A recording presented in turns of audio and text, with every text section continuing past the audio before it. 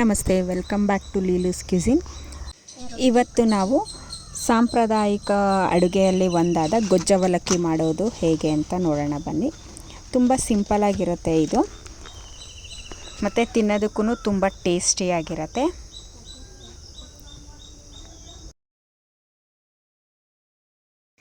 ನಾನಿಲ್ಲಿ ಒಂದು ಅರ್ಧ ಕೆ.ಜಿಯಷ್ಟು ಗಟ್ಟಿ ಅವಲಕ್ಕಿ ತೊಗೊಂಡಿದ್ದೀನಿ.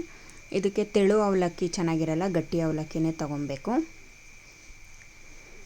ಇದನ್ನು ಒಂದು ಎರಡೂವರೆ ಹಿಡಿಯಷ್ಟು ಮಿಕ್ಸಿಗೆ ಹಾಕ್ಕೊಂಡು ಜಸ್ಟ್ 2 ಪಲ್ಸ್ ಮಾಡಬೇಕು ಅಷ್ಟೇ. ತುಂಬ ಫೈನ್ ಪೌಡರಾಗಿ ಮಾಡಬಾರ್ದು.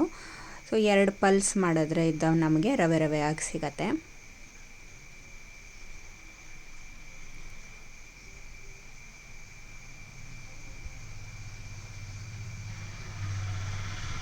ನೋಡಿ, ಇಷ್ಟ ಆದರೆ ಸಾಕು. ತುಂಬ ನೀವು ರವೆ ಆಗಿ ಮಾಡಿದ್ರೂ ಚೆನ್ನಾಗಿರಲ್ಲ. ಇವಾಗ ನಾನೊಂದು ಜರಡಿ ತೊಗೊಂಡಿದ್ದೀನಿ. ಅದರೊಳಗಡೆ ನಾವು ಪುಡಿ ಮಾಡಿಟ್ಕೊಂಡಿರೋ ಅಂಥ ಅವಲಕ್ಕಿ ಹಾಕ್ಬಿಟ್ಟು ಜಸ್ಟ್ ಒಂದು ಸ್ವಲ್ಪ ಈ ಥರ ಅಲ್ಲಾಡಿಸಿದ್ರೆ ಸಾಕು. ಫೈನ್ ಪೌಡರ್ ಇದ್ದರೆ ಅದು ಹೊರಗೆ ಬಂದುಬಿಡತ್ತೆ. ನೀವು ಅದನ್ನು ಬೇರೆ ಏನಕ್ಕಾದರೂ ಉಪ್ಪಿಟ್ಟು ಮಾಡೋವಾಗ ಅಥವಾ ಇಡ್ಲಿ ದೋಸೆ ರುಬ್ಬೋವಾಗ ಹಾಕ್ಕೊಂಡು ಯೂಸ್ ಮಾಡ್ಬೋದು, ವೇಸ್ಟ್ ಏನಾಗೋದಿಲ್ಲ. ಇದೇ ಥರ ನಾನು ಮಿಕ್ಕಿರೋಂಥ ಎಲ್ಲ ಅವಲಕ್ಕಿನೂ ಪುಡಿ ಮಾಡ್ಕೊಂಬಿಡ್ತೀನಿ. ಇವಾಗ ನೋಡಿ, ಇಷ್ಟು ನಮಗೆ ಫೈನ್ ಪೌಡರ್ ಬಂದಿದೆ. ಫೈನ್ ಪೌಡರ್ ಆಗಿ ಏನಿರಲ್ಲ, ಇದು ಸಣ್ಣ ರವೆ ಥರ ಇರುತ್ತೆ, ಚಿರೋಟಿ ರವೆ ಥರ. ಇವಾಗ ನಾವೇನು ಅವಲಕ್ಕಿನ ಈ ಥರ 2 ಭಾಗ ಮಾಡಿಟ್ಕೊಂಡಿದ್ದೀವಲ್ವ ಪುಡಿ ಮಾಡಿ, ಇದನ್ನು ಒಂದು ದೊಡ್ಡದೊಂದು ಪಾತ್ರೆಗೆ ಹಾಕ್ಬಿಟ್ಟು 2 ಸಲ ವಾಶ್ ಮಾಡಿಟ್ಕೊಬೇಕು. ನೆನೆಸೋದೇನು ಬೇಡ, ಜಸ್ಟ್ ಇದನ್ನು ನೀಟಾಗಿ ವಾಶ್ ಮಾಡಿದ್ರೆ ಸಾಕು. 2 ಸಲ ವಾಶ್ ಮಾಡಿದ್ದಾದಮೇಲೆ ಮತ್ತೆ ಒಂದು ಸ್ಟ್ರೈನರ್ ತಗೊಂಡು ಚೆನ್ನಾಗಿ ನೀರೆಲ್ಲ ತೆಗೆದುಬಿಡಬೇಕು.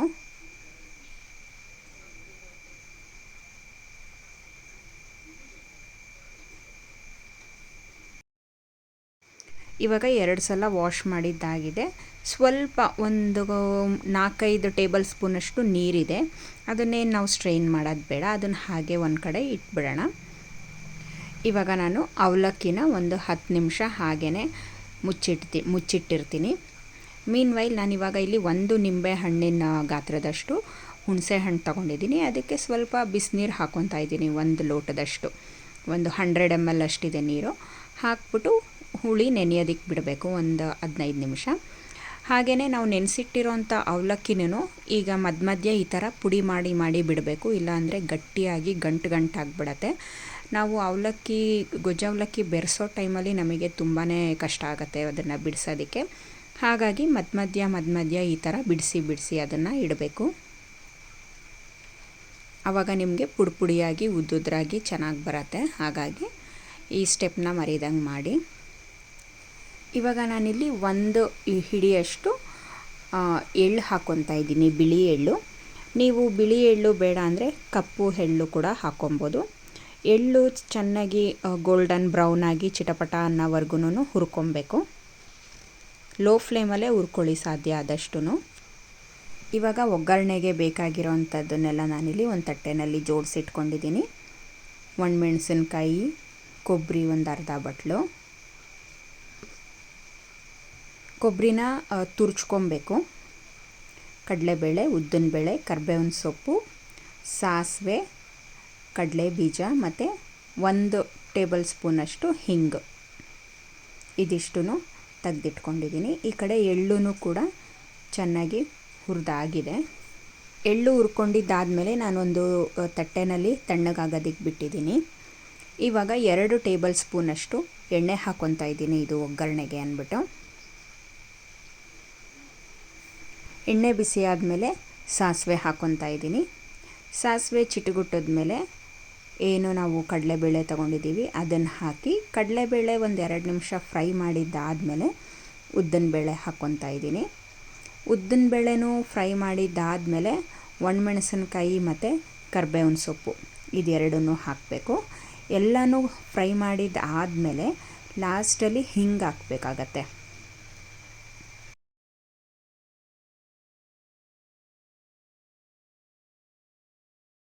ಈ ಸ್ಟೇಜಲ್ಲಿ ಹಿಂಗೆ ಹಾಕಬೇಕು. ನಾನು ಆ್ಯಕ್ಚುಲಿ ಮರ್ತೋಗ್ಬಿಟ್ಟೆ ಇಲ್ಲಿ ಹಿಂಗೆ ಹಾಕೋದು, ನಾನು ಲೇಟಾಗಿ ಹಾಕಿದ್ದೀನಿ. ಆಮೇಲೆ ನಾವು ನೆನೆಸಿಟ್ಕೊಂಡಿರೋಂಥ ಹುಣಸೆ ಹಣ್ಣು ಚೆನ್ನಾಗಿ ಅದನ್ನು ಕಿವುಚ್ಬಿಟ್ಟು ರಸ ಎಲ್ಲ ಬಿಟ್ಟ ಮೇಲೆ ಇದಕ್ಕೆ ಹಾಕಿ ಮಳ್ಳಿಸ್ಬೇಕು. ನೋಡಿ ನಾನು ಹಿಂಗು ಇವಾಗ ಹಾಕ್ತಿದ್ದೀನಿ. ಆ್ಯಕ್ಚುಲಿ ಅದು ಎಣ್ಣೆಗೆ ಕಡಲೆಕಾಯಿ ಮತ್ತು ಕಡಲೆಬೇಳೆ ಎಲ್ಲ ಫ್ರೈ ಮಾಡೋ ಟೈಮಲ್ಲೇ ಹಾಕಬೇಕು, ಆವಾಗ ಇನ್ನೂ ಘಮ ಚೆನ್ನಾಗಿರುತ್ತೆ. ಇಲ್ಲಿ ನಾನು 2 ಟೀ ಸ್ಪೂನಷ್ಟು ಉಪ್ಪು ಹಾಕ್ಕೊತಾ ಇದ್ದೀನಿ. ಮತ್ತು ಬೆಲ್ಲ ಒಂದು ಸಣ್ಣ ಬಟ್ಲಲ್ಲಿ 1 ಬಟ್ಲಷ್ಟು ಬೆಲ್ಲ.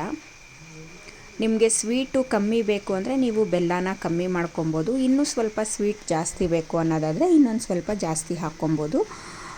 ಇದು ಕಂಪ್ಲೀಟ್ಲಿ ನಿಮ್ಮ ಟೇಸ್ಟ್ ಬಡ್ಸ್ ಹೇಗೆ ಕೇಳುತ್ತೆ ಹಾಗೆ ನೀವು ಅಡ್ಜಸ್ಟ್ ಮಾಡ್ಕೊಬೋದು. ಮತ್ತು ಇವಾಗ ನಾನಿಲ್ಲಿ ಸಾಂಬಾರು ಪುಡಿ ಹಾಕ್ಕೊತಾ ಇದ್ದೀನಿ. ಏನು ರಸಂ ಪುಡಿ, ಸಾಂಬಾರು ಪುಡಿ ನಾವೇನು ಹೇಳ್ತೀವಿ ಅದನ್ನು ಹಾಕ್ಬಿಟ್ಟು ಚೆನ್ನಾಗಿ ಇದನ್ನು ಕುದಿಯೋಕ್ಕೆ ಬಿಡಬೇಕು. ಅದು ಕುದ್ದಿ ಏನಾಗುತ್ತೆ, ಎಣ್ಣೆ ಮೇಲ್ಗಡೆ ಬಿಟ್ಕೊಳ್ಳುತ್ತೆ. ಅಲ್ಲಿವರೆಗೂ ಕುದಿಯೋದಕ್ಕೆ ಬಿಡಬೇಕು. ನೀವು ನೋಡ್ಬೋದು ಅದು ಚೆನ್ನಾಗಿ ಕುದ್ದು ತಿಕ್ಕಾಗಿದೆ. ಇವಾಗ ಮಧ್ಯ ಕೈ ಆಡಿಸ್ತಾ ಇರಬೇಕು. ನೋಡಿ ಇವಾಗ ಎಣ್ಣೆ ಬಿಟ್ಟಿದೆ.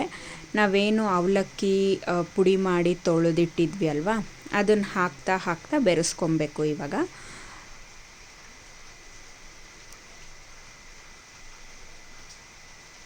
ನೀವು ಈ ಥರ ಮಾಡೋದ್ರಿಂದ ಅವಲಕ್ಕಿ ಏನಾಗುತ್ತೆ, ಗೊಜ್ಜು ಅವಲಕ್ಕಿ ನಿಮಗೆ ಸಾಫ್ಟಾಗಿ ಮಾಯಿಶ್ಚಾಗಿರುತ್ತೆ.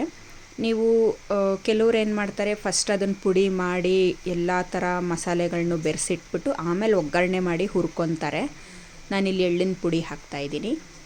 ಎಳ್ಳಿನ ಪುಡಿ ಜೊತೆಗೆ ತುರಿದಿಟ್ಕೊಂಡಿರೋಂಥ ಕೊಬ್ಬರಿನೂ ಕೂಡ ಹಾಕ್ಕೊತಾ ಇದ್ದೀನಿ.